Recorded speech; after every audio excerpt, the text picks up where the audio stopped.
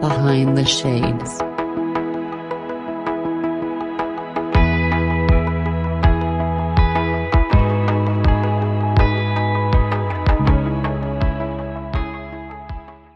Thank you so much for inviting me to your platform. I think that starts the crescendo of kind of everything else. With you know feeling overwhelmed, feeling drained.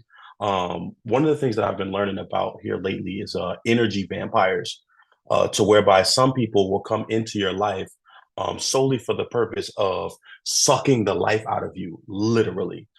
So, in that, like I mentioned earlier, therapy has been doing a great job at helping me identify some of those things in order to keep from experiencing them on a consistent basis.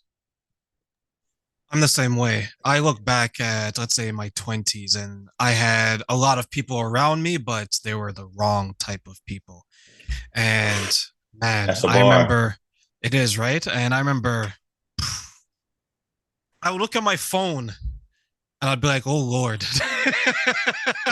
It's crazy. I Right? literally tell people, because I have couples sometimes, and sometimes I mentor individuals, and I'll tell them, if you have an individual, I tell them, this is the exercise I tell them.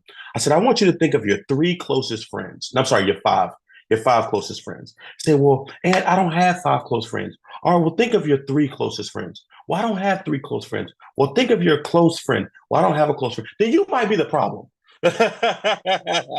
But think of those and ask yourself, are they blessing you or are they stressing you? And some people, depending on the space that they hold in your life, have the ability to do both. However, if every single time I go to look at my phone, oh my God, then we need to start reevaluating the nature of our relationship and or our friendship, because we ain't finna be doing that, especially not going into this new year. Yeah, I felt that sometimes I would mistake my loyalty to them.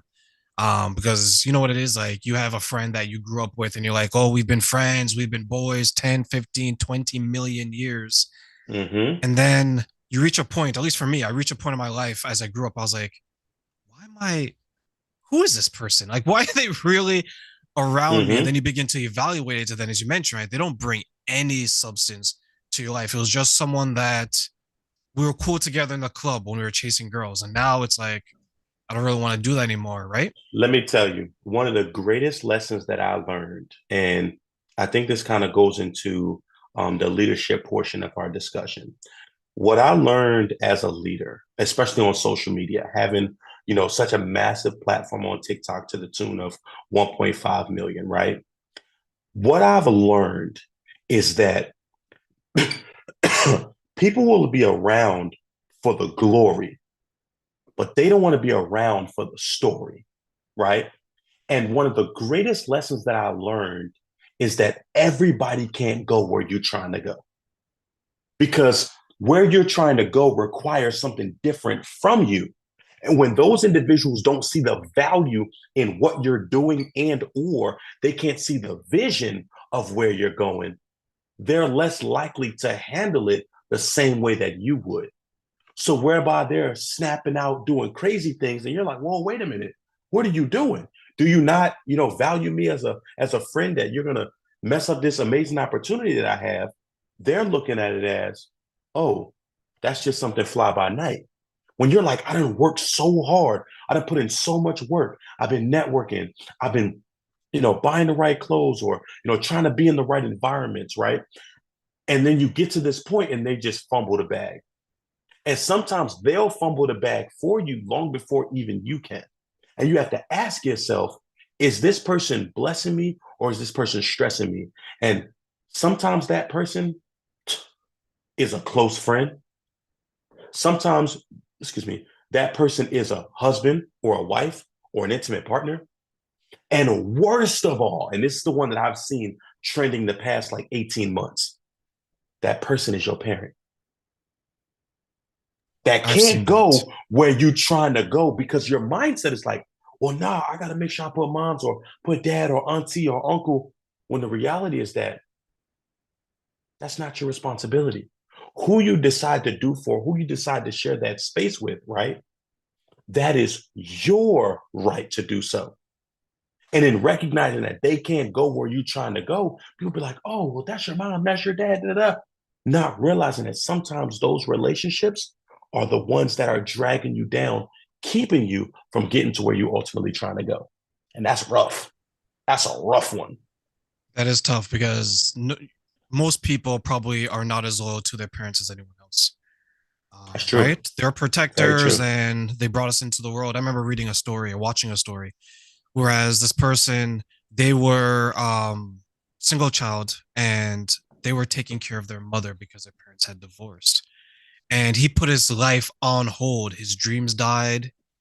Everything he wanted to do just died because he just decided to take on his mother and her responsibility and her situation and her maybe lack of preparation and preparing herself. And when I was watching this, one person asked the question, if you were to die today, what would happen to your mother? Mm. And then he was like, the answer is she would figure it out. But here you are trying to live the life of two people. You're trying to be Yep. the good son. You're trying to be the new husband in a way, because a lot of Mm-hmm. sons fall into that trap, right? They're the son husband. And when you mention leadership and things of that nature, what are some of the ways that maybe, let's take it from a male perspective, right? Like, how can I be a leader in that situation to avoid it from happening, or at least if it does happen, correcting it? I will say to that, and shout out to my therapist for this. Great leaders set boundaries. And in setting that boundary, you have to stick to that boundary. Oftentimes, the differentiation between achieving a goal and not achieving a goal lies heavily in the boundaries that you set, not just in your relationships and your friendships, but also in your family and in your family dynamics. Great leaders set boundaries and stick to them because they recognize that without that structure, without that discipline, you are doomed to fail.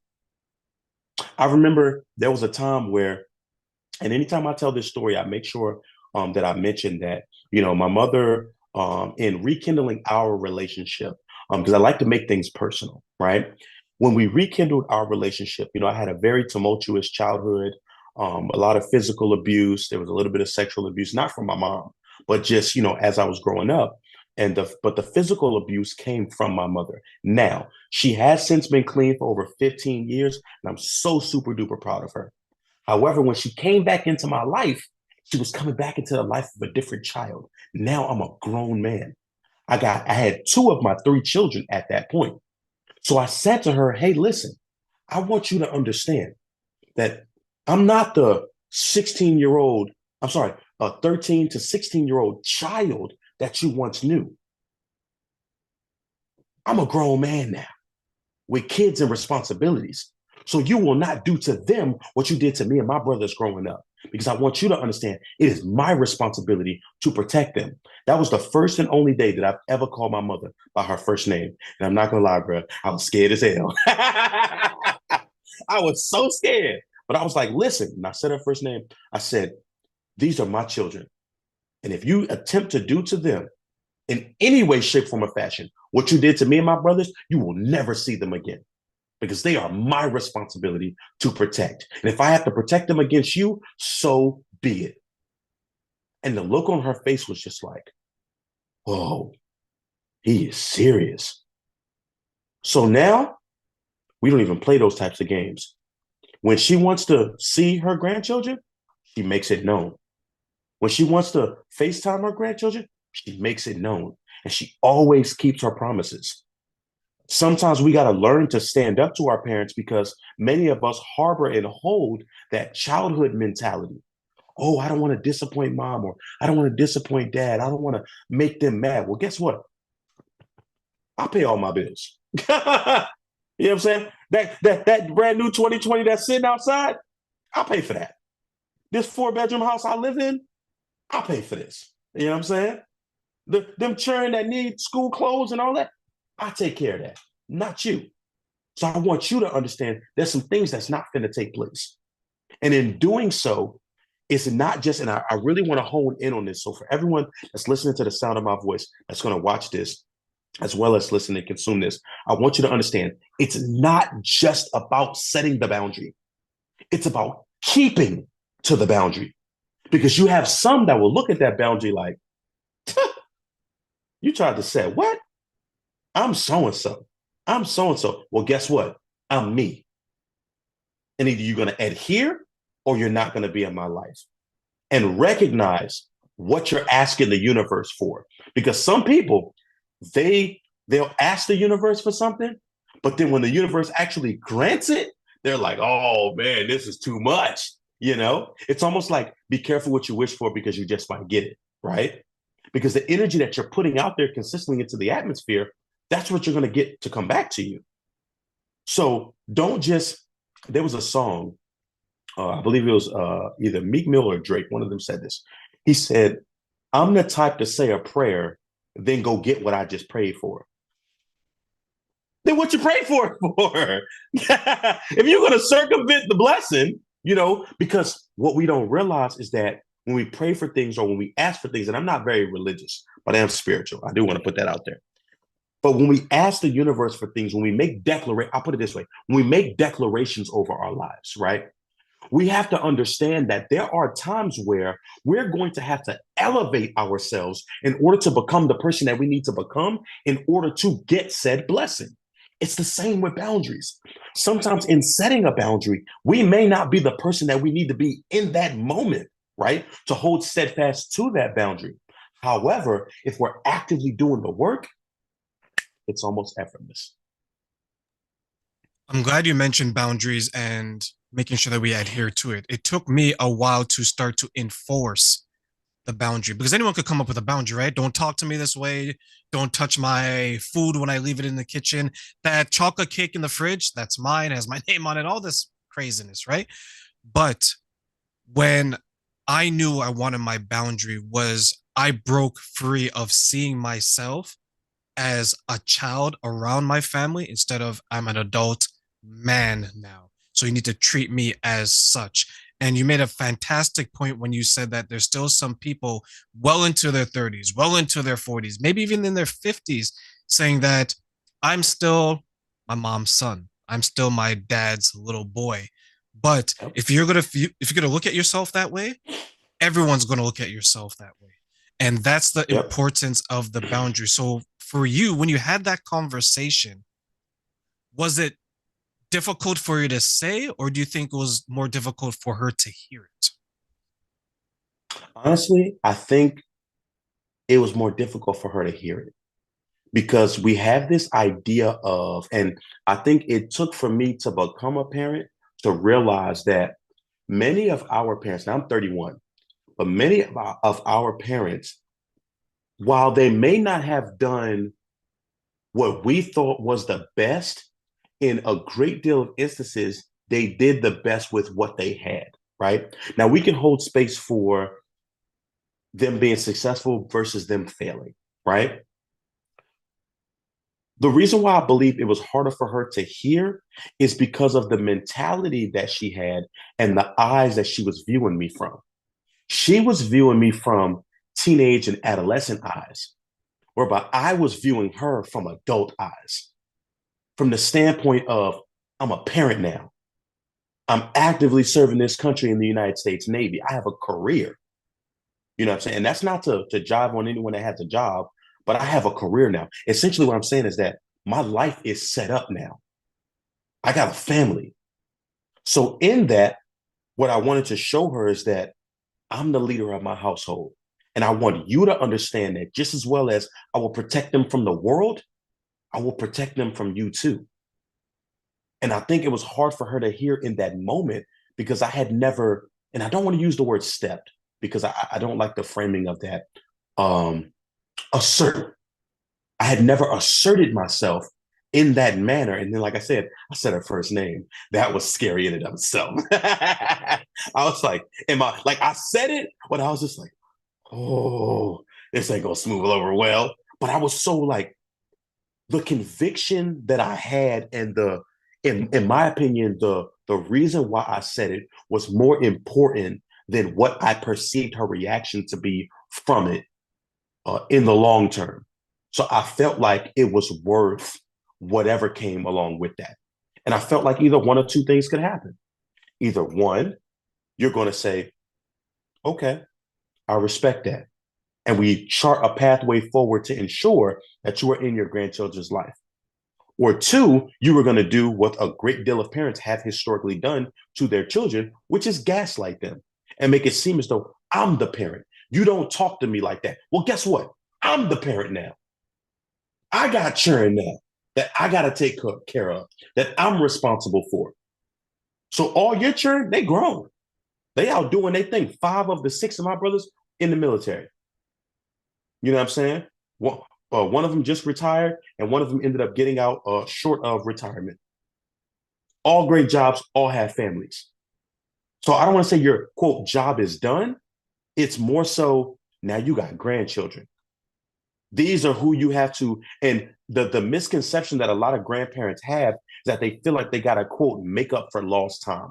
When the reality is that all you have to do is bring new experiences. That's it.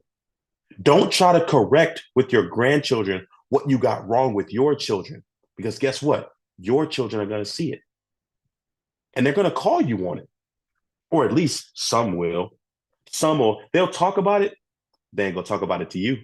They're going to talk about it amongst their siblings. Hey, bro, let me tell you what mom said. You know, when we was growing up, shoot, that was X, Y, and Z. And realizing what healthy communication looks like moving forward, vice unhealthy communication and some sort of violence and or mistreatment in the household. Nah, we're not rocking with that. I worked with a young lady and she shared a similar experience and she told me that what enraged her, even though it was an act of kindness, was that growing up with her mother, she didn't ever hear the words "I love you." And then when she had Mm, children, she started to hear her mother say to the grandchildren, she's like, "You didn't say that to me when I was growing up, but now you're saying it to my children. How do you think that mm-hmm, makes me feel?" And to your point, instead of taking it as constructive criticism, she began to gaslight her. Well, if you're mm-hmm, this type of person and this and that, even though it was just an honest criticism. And I think a lot of parents, because I'm 34, so I'm a few years older than you. I think a lot of parents who are from our parents' generation, they loved us. It's just they didn't say it because their they parents had didn't a say it to them. funky way of showing it. Yeah, right? They had a weird way of showing it. So they would love you in other ways. And it reminds me of that book, The Five Love Languages. They're like, you know what, Yes. Anthony Terrain? What do you mean I don't love you? Don't you have food in your belly and a roof over your head and all this other stuff? But the way that I want to be loved maybe was different than the way that you want to be loved, and vice versa. Mm-hmm, Because a lot of people, especially as children, we don't, I don't want to say appreciate it, but we don't view that as love. What we view as love is, okay, you're at my sport games. You're telling me I'm doing a good job. Like I grew up mm-hmm. and I played a lot of sports. My parents came to one game. And because it was so awkward, I played my worst game ever. Wow. Right? So they saw me at my worst, but it was because I wasn't used to them being there. So for Right. you mentioned that you're in therapy. You mentioned that you've have siblings and you Mm-hmm. understand it. So how are you communicating this to others to make sure that they could understand and possibly resolve some of these issues that are so deeply rooted in our childhood? I'm gonna be honest with you, and as raw as I can say this, it was just about showing vulnerability. I'm going to take the conversation to a different, uh, a bit of a different angle, if you will. For Black men specifically, we have in disproportionate numbers been taught to hide our emotion, to compartmentalize our emotion, and or to not show emotion at all, because that's quote feminine. That's being a girl, man up. We hear these things as we continue to learn and grow, right?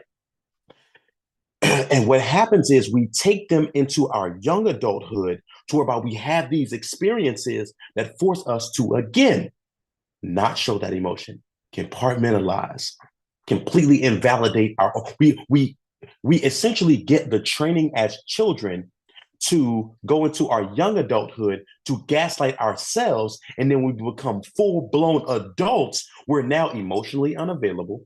We can't form healthy relationships. We don't know how to communicate in a healthy manner. So what that does is it puts us into a position to whereby now we're perpetuating the same cycle that was given to us as children. So what I do is I show my vulnerability. I'm not afraid to cry on my platform. I'm not afraid to admit that I'm just not having a good day. One of the things that I started doing is when people ask me, how's my day going? Sometimes our knee jerk reaction is to say, I'm fine. I'm okay. Because our first thought is, you don't give a daggone anyway. So what are you really asking me for?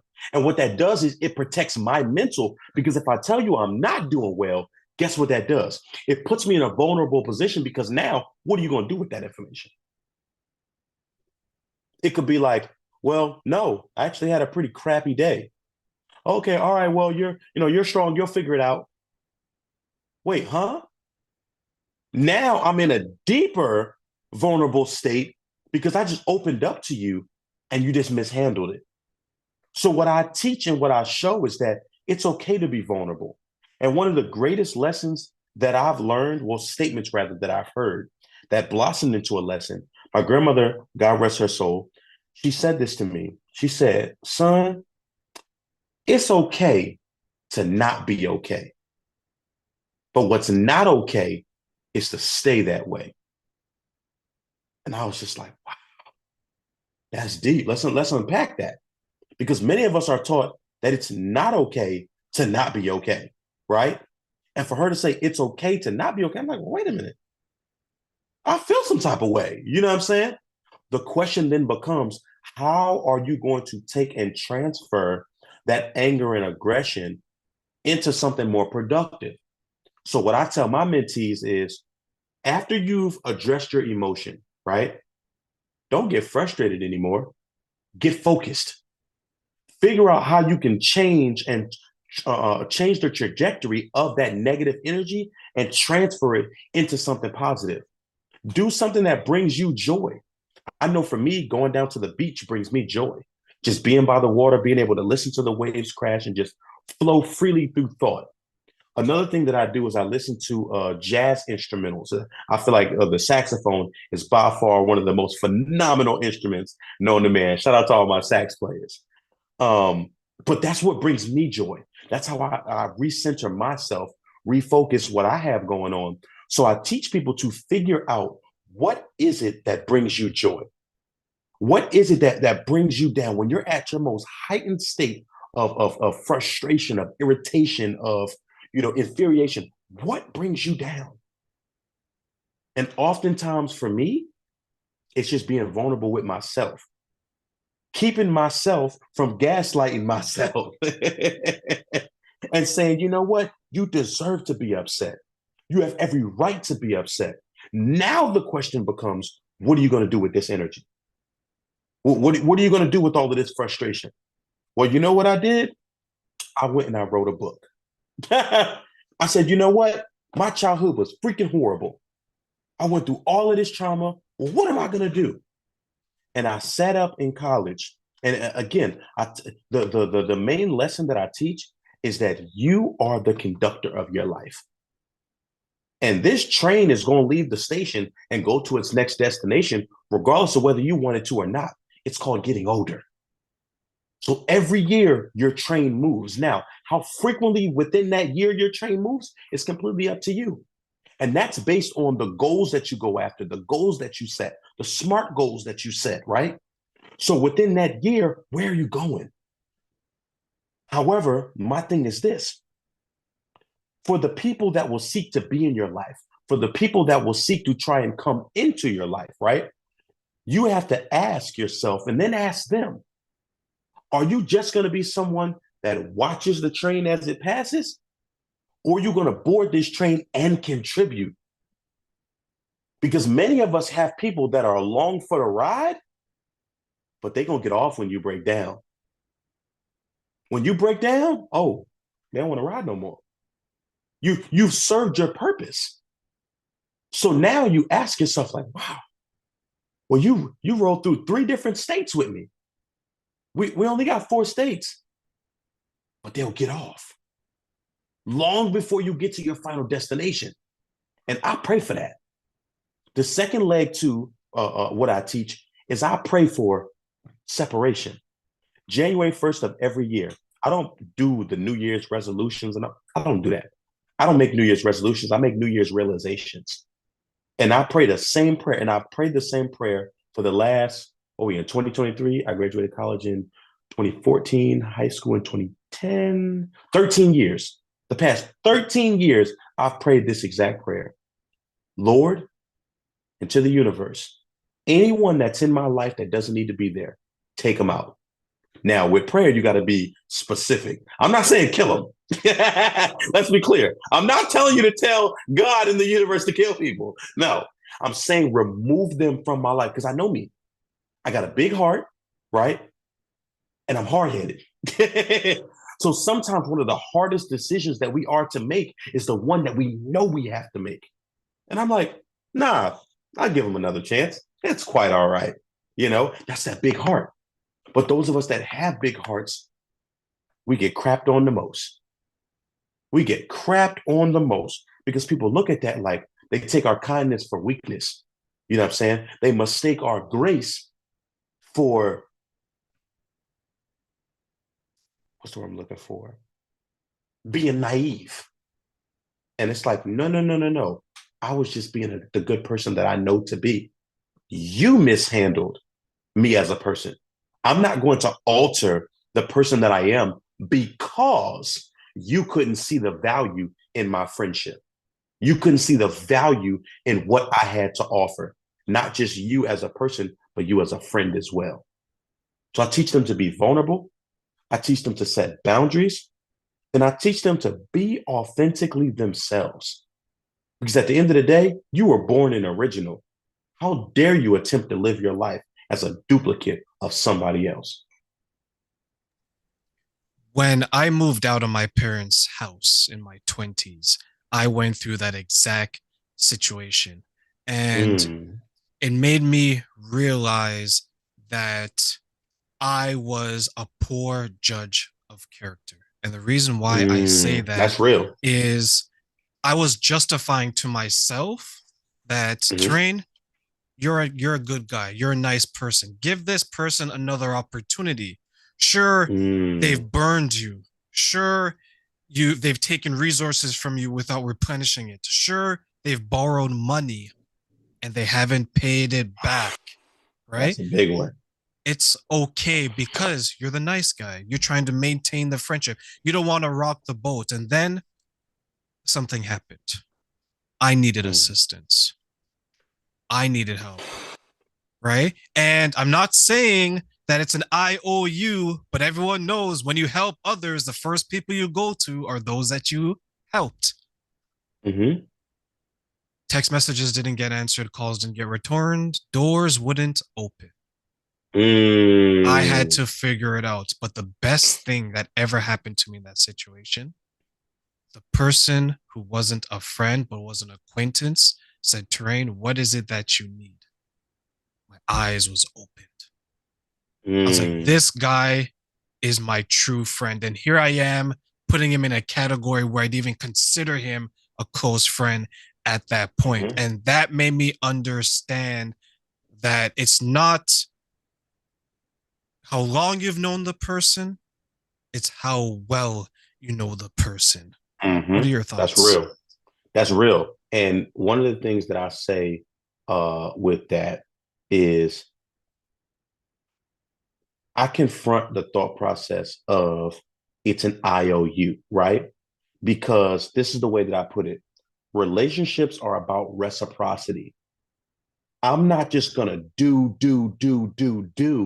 and you reciprocate absolutely nothing. Now, one of the things that I can say I don't do is, quote, count the cost. So I'm the kind of friend that, let's say, for example, I want to go out, right? And I know my homie or my homegirl, my partner, they ain't got no bread, right? And I say, hey, you trying to slide out to such and such? And they, well, I mean, I ain't really got no money. I didn't ask if you had money. I asked you if you wanted to slide. In those moments, like you acknowledged, I need to know and feel comfortable in my heart, mind, body, and spirit that if come hell and high water, the roles were reversed, that you would do the exact same. And you too would not count the cost. It wouldn't be, oh, we went out Friday, Saturday, Sunday, and I paid for everything. So next weekend, you got to pay for everything. No. It's if at ever a point where I didn't have it, you like, oh, nah, bro, you good. I got you. No problem. Yeah, no issue. No worries. Or the ones that would just take. The moment you set that boundary down, now all of a sudden they got a problem. Or that first time you don't have it because they're used to you having it. Oh, you was never my friend to begin with. Huh? Oh? But I just made sure you was good. We moved you into your new spot. You feel me? We done set you up to be successful. We done used our collective resources to get you a job. All of these things we do for those we love and we care about. We move mountains for those we love and we care about. Now, the question is, are you reciprocating same said love?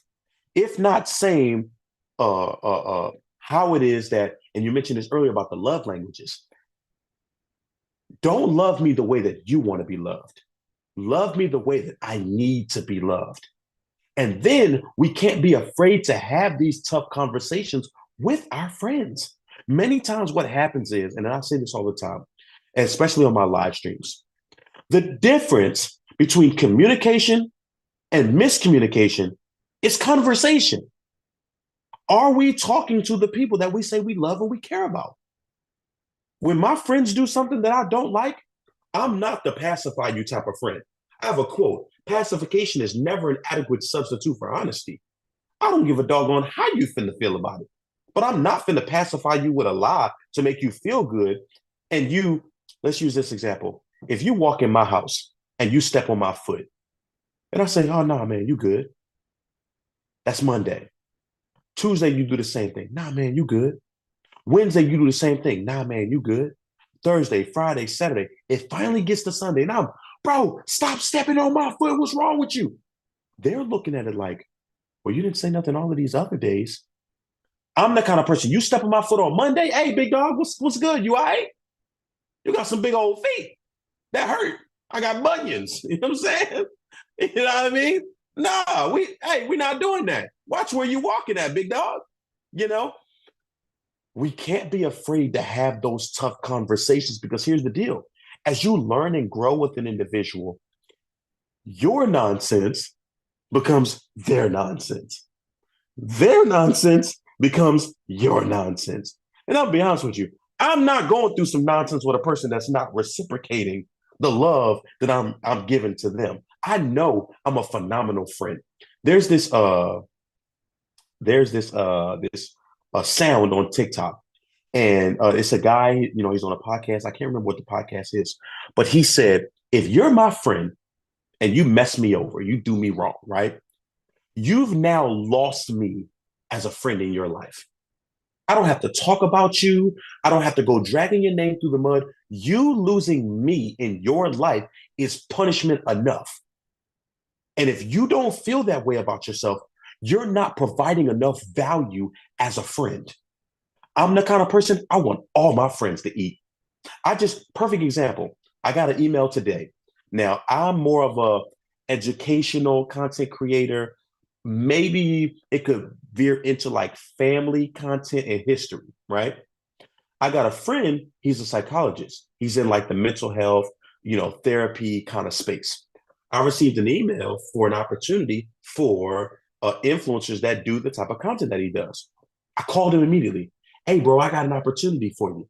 Now, I don't know if this is a paid opportunity or not, but he was the first person that I thought about. And I said, oh, let me go ahead and pass him this opportunity. It takes nothing away from me to pass you that opportunity in or to put you in a position to be successful.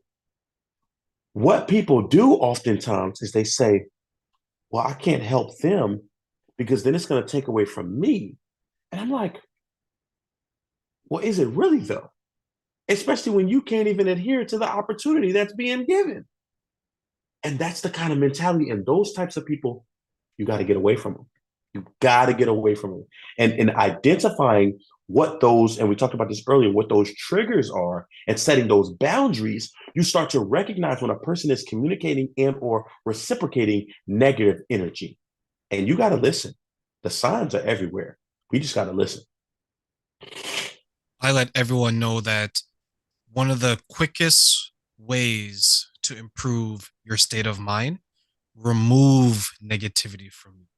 Negative people, negative girlfriend, negative wife, negative husband, negative boyfriend, negativity. Because you're absolutely right when you say that if they're going to drain you of your energy, if they're going to drain you of your peace, if they're going to be the type of person where there's an opportunity that's better suited for Anthony, but they're like, I don't want to give that to him because I'm losing out, even though they know full well that they're not going to do anything with that opportunity. I'll give you an example. When I make this joke with one of my friends, he lives in another part of Canada where I am.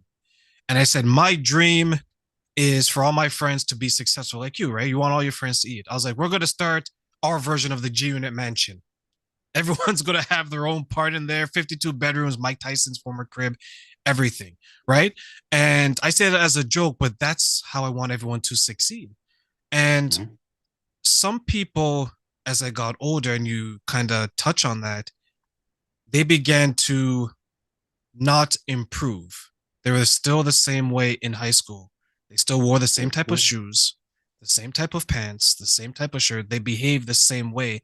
And it was a state of mind. And the reason why I mentioned that is you touched on some of the difficulties that Black men in general have, right? Mhm. And I think a lot of that is we take too long to grow up, right? Yes.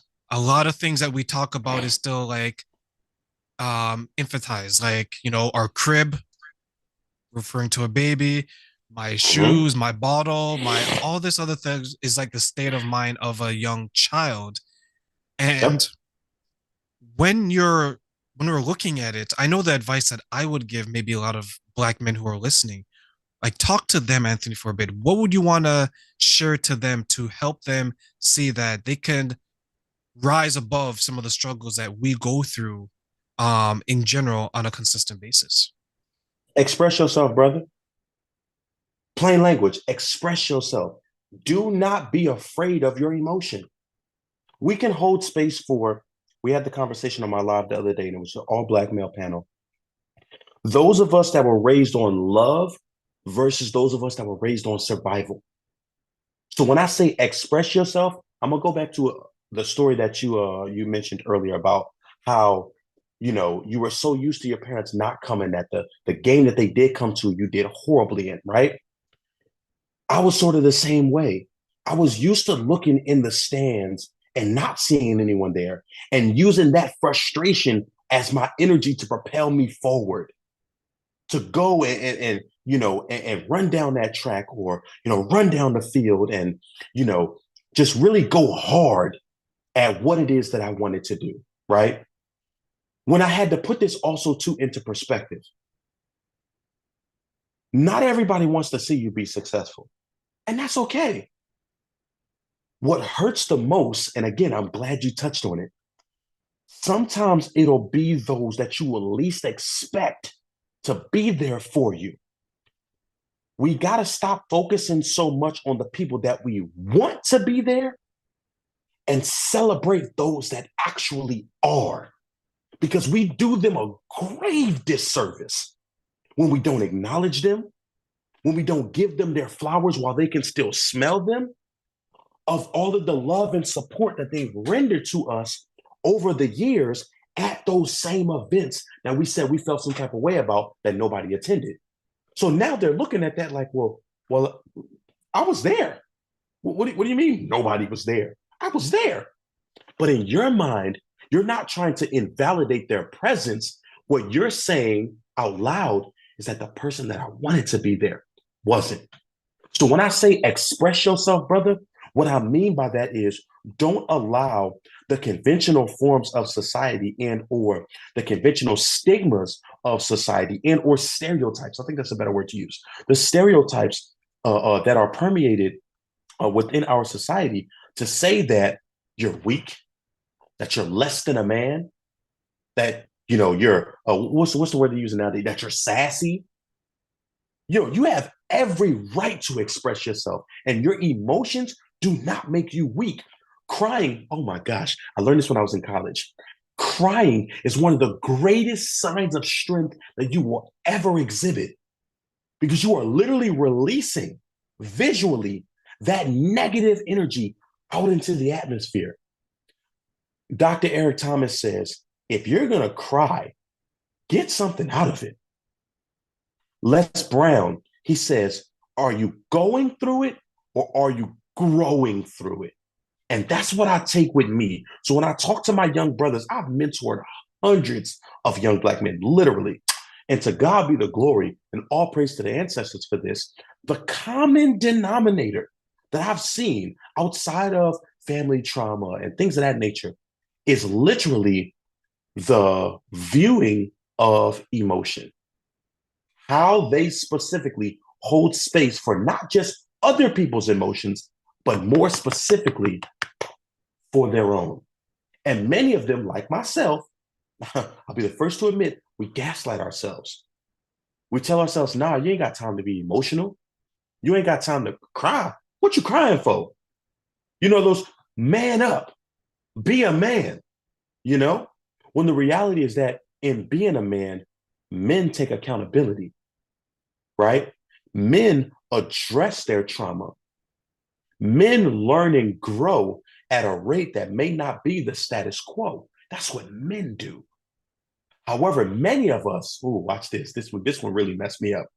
Many of us thought at one point in time in our lives that we were men because we've been told you're the man of the house, right? When really and truly you were a boy put in man situations. You were not the man of the house. You were not a man at 8 years old. Your job was to go to school and get good grades, not be trying to be out working a part-time job to feed your family. However, we recognize that due to different socioeconomic issues and or backgrounds, some things are a lot more prevalent in families than they should be. And we start talking about specifically addressing Black men, many of us will step up in the household and then we look at the statistics. Black fathers are the most present fathers statistically in their children's life. However, we're not married. So when we think about how statistics skew this idea, the single motherhood rate in the Black community, man, Black men need guidance. Nah, the fathers are there. The reality is that they're not married. They're active, they're in their children's lives, and they're providing. The differentiation comes in at where you have the individuals that are not taking care of their responsibilities. So the second piece outside of express yourself is if you bring churn into this world, especially if you didn't have a father, take care of your kids. You can't be my homeboy and not take care of your kids. You can't be my homegirl, watch this, and be with a guy that you're encouraging not to take care of his kids. And or y'all got a little family and you're allowing him to neglect his other kids as a result of y'all relationship. That's not cool, man. That's not cool. We are in the age of heightened mental health and social media. That's the age that we're in, whether people want to acknowledge it or not. And I will say that it warms my heart to see a little bit more of what I call the more seasoned generation, the do as I say, not as I do generation, embracing that. Children are asking why now. And you can't just tell them because I said so. Because millennials ain't going for that. Respectfully. They emancipating themselves at 15 and 16 years old. You know what I'm saying? You got that going on? Bet. I'm taking you to court. I wish I would have took my grandmama to court. What? She'd have took me to that courthouse and dropped me off, But in that, right, we got to recognize that times are changing. The olden way of doing things, that nonsense is dead. And we're ushering in a new era.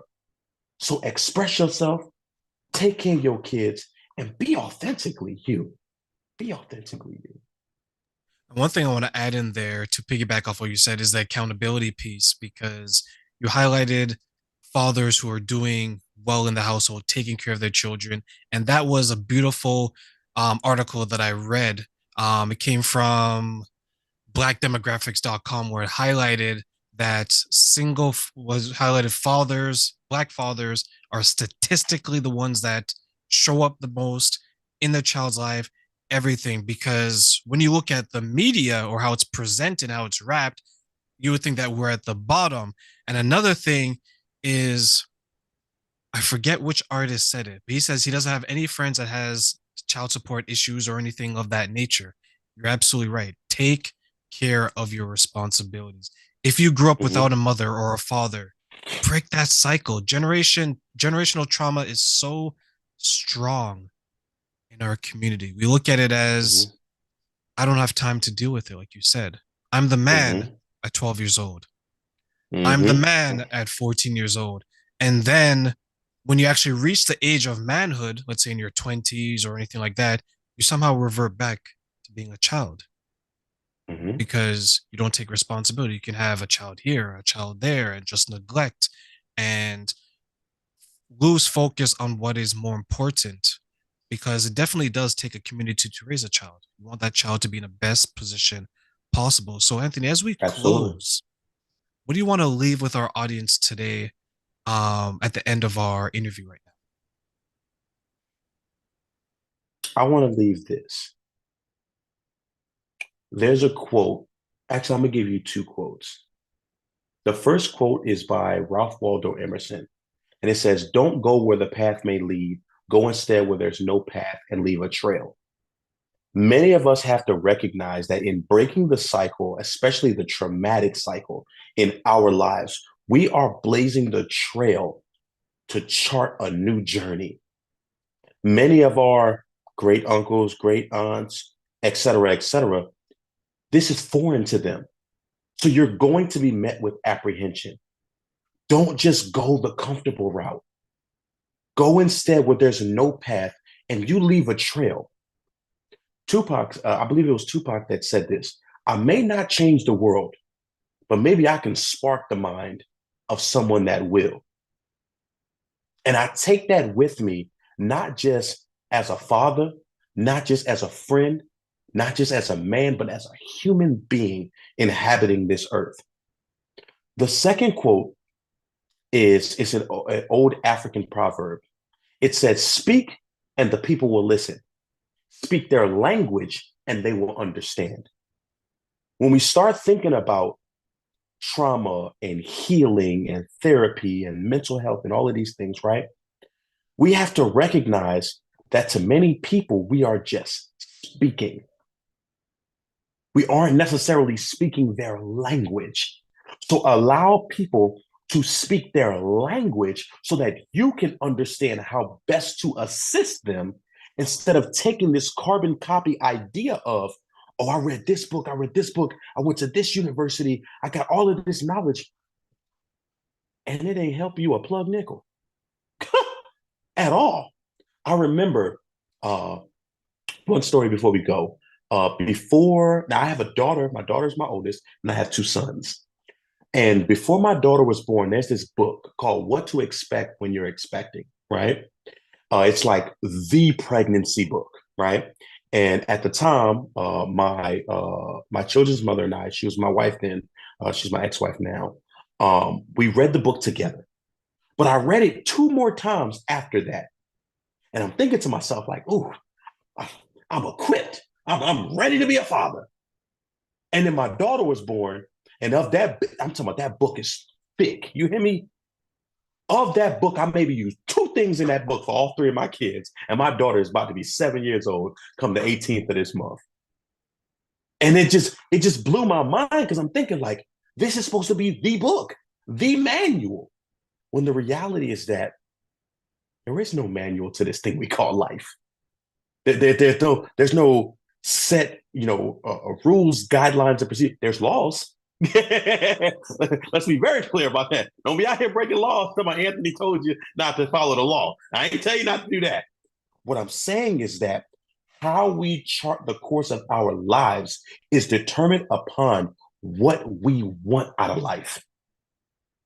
You are the master of your fate. You are the captain of your soul. And you determine, I am the captain now. Stop allowing people to chart the course of your life because they can't see the vision of where you're trying to go.